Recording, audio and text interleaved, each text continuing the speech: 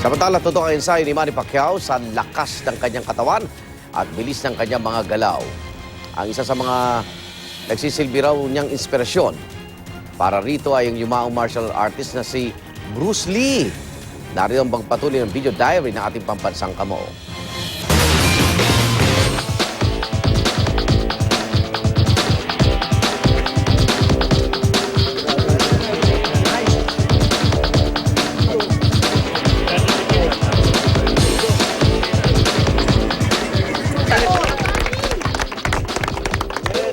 The victory is mine.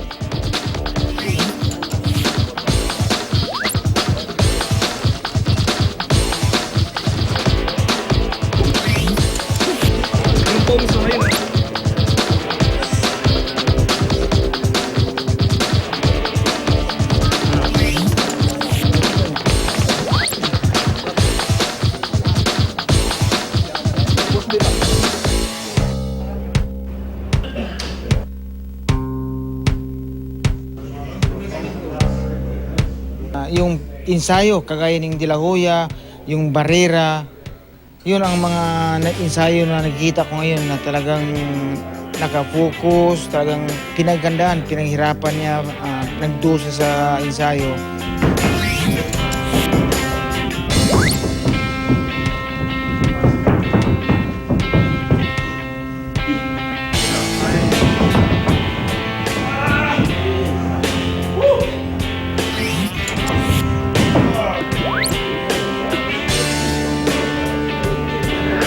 Mas inspired ako ngayon sa laban na ito, especially sa training, hard work,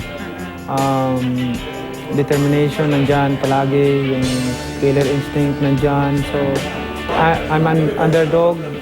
Matagal-tagal din na nag-underdog ako. So, parang I have to prove something. I have to prove something. That's why lahat ng sakripisyo sa training ginagawa natin.